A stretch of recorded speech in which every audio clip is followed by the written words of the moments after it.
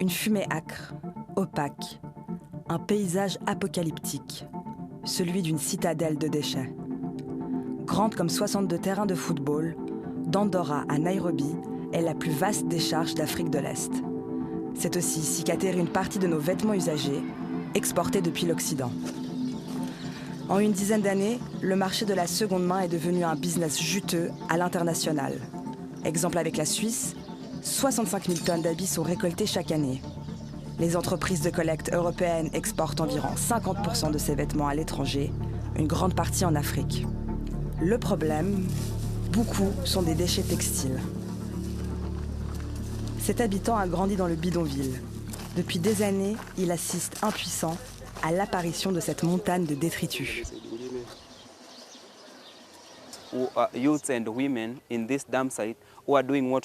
Les jeunes et les femmes trient les choses de valeur, comme le plastique et le métal, qui peuvent être recyclés.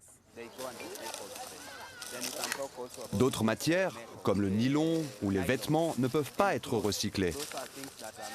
On en trouve beaucoup ici. Ils s'empilent à la décharge ou on les brûle. C'est dangereux pour l'environnement. Nous respirons de l'air contaminé.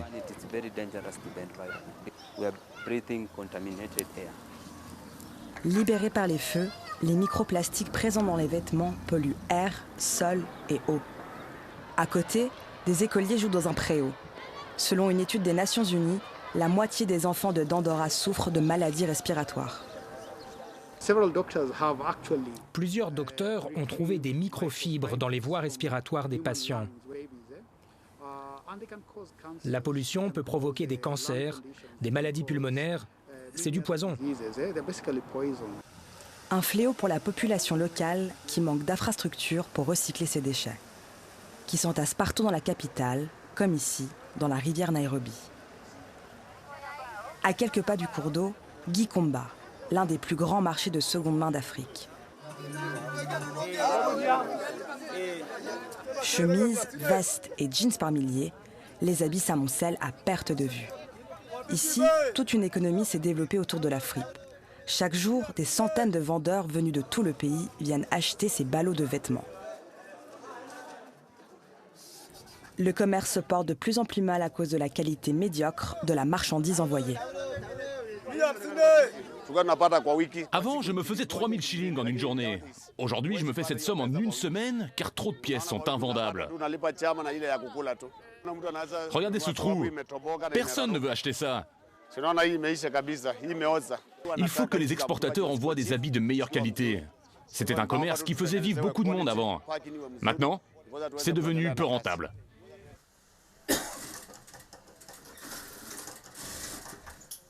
Dans cette ONG, on trouve des solutions en recyclant les tissus usagés en sacs et tapis. Mais la quantité reste trop importante pour régler le fléau. Pour l'organisme, la faute est du côté des exportateurs, peu regardant sur la marchandise envoyée. L'Afrique et le Kenya ne sont pas une poubelle. Le problème, c'est la fast fashion en Europe. Le tri doit se faire là-bas, pas avec nous qui ramassons les déchets ici. La Suisse doit mettre en place des solutions pour mieux recycler ses textiles. Vous pensez que ça aide l'Afrique, mais ça la rend encore plus pauvre.